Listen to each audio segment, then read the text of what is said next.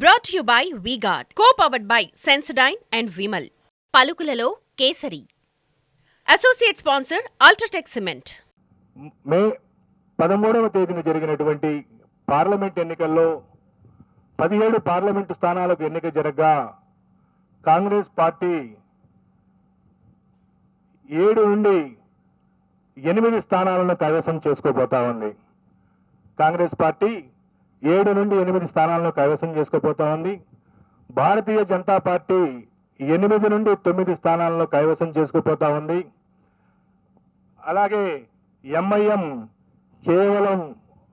కేవలం పోటీ చేసింది ఒక స్థానం అయినప్పటికీ భారతీయ జనతా పార్టీ అభ్యర్థి మాధవీలతతో తీవ్రమైనటువంటి పోటీ ఉన్నప్పటికీ ఎంఐఎం ఒక స్థానం గెలవబోతా ఉంది. గతంలో 39 అసెంబ్లీ స్థానాలు సాధించి అంతకుముందు 2019 పార్లమెంట్ ఎన్నికల్లో 8 పార్లమెంటు స్థానాలు సాధించినటువంటి టీఆర్ఎస్ పార్టీ ఇప్పుడు 0 స్థానాలకు పరిమితం కాబోతా ఉంది. ఒక్క స్థానం కూడా ఈ ఎన్నికల్లో టీఆర్ఎస్ పార్టీకి వచ్చే పరిస్థితి లేదు. సాక్షాత్తు తెలంగాణ రాష్ట్ర సమితి అధ్యక్షుడు కేసీఆర్ గారు, సీనియర్ నాయకులు హరీష్ రావు గారు ప్రాతినిధ్యం వహిస్తున్నటువంటి మెదక్ పార్లమెంటు కూడా ఈరోజు టీఆర్ఎస్ పార్టీ పొందలేనటువంటి పరిస్థితి. గడిచిన అసెంబ్లీ ఎన్నికల్లో 7 అసెంబ్లీ స్థానాలలో 6 అసెంబ్లీ స్థానాలను సాధించినటువంటి టీఆర్ఎస్ పార్టీ 2 లక్షల పైచిలకు మెజారిటీ 7 స్థానాల్లో సాధించినటువంటి టీఆర్ఎస్ పార్టీ ప్రస్తుతం అక్కడ 2వ స్థానానికి రావడానికి పోటీ పడే పరిస్థితి, 2వ స్థానంలో కూడా ఉండే పరిస్థితి కనబడట్లా.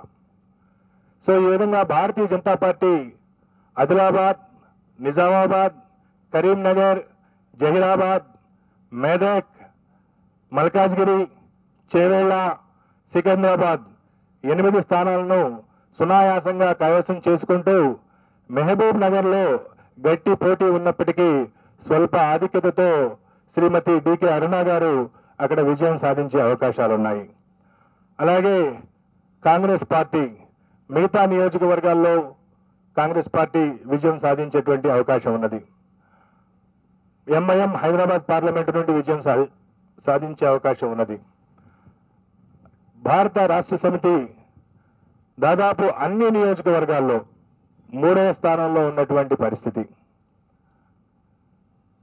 బీఆర్ఎస్ అధ్యక్షులు మాజీ ముఖ్యమంత్రి కేసీఆర్ గారు అధికారం నుండి దిగిపోయిన తర్వాత ఆయనకు మెడకు చుట్టుకున్నటువంటి కాళేశ్వరం ప్రాజెక్టు మనందరం చూసాం. మేడిగడ్డ వారధి కుంగినటువంటి విషయాన్ని, మేడిగడ్డ వారధి కుంగటం, ఫోన్ ట్యాపింగ్ ఆరోపణలతో టీఆర్ఎస్ పార్టీ యొక్క భవిష్యత్తు తలకిందులైందనేటువంటి విషయాన్ని మీ దృష్టికి తీసుకొస్తా ఉన్నా.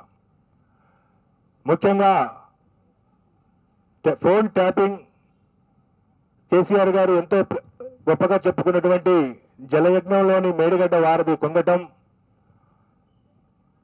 వరుసగా ఆ పార్టీ నుండి ఎన్నికల్లో ఓడినటువంటి 1-2 నెలల లోపలనే అనేక మంది ముఖ్య నాయకులు వీడిపోయటం తెలంగాణ రాష్ట్ర సమితికి తీవ్ర నిరాఘాతంగా పరిణమించింది. కొన్ని నియోజకవర్గాల్లో టీఆర్ఎస్ పార్టీ డిపాజిట్ కోల్పోయేటువంటి పరిస్థితి వచ్చింది. అలాగే తెలంగాణలో మొట్టమొదటిసారిగా భారతీయ జనతా పార్టీ 17 పార్లమెంటు స్థానాల్లో డిపాజిట్ను పొందబోతా ఉంది. అనేక స్థానాల్లో 2వ స్థానం లేదా మొదటి స్థానంలో ఉండబోతా ఉంది. తర్వాత Brought to you by V-Guard, co-powered by Sensodyne and Vimal. పలుకులలో Kesari. Associate sponsor UltraTech cement.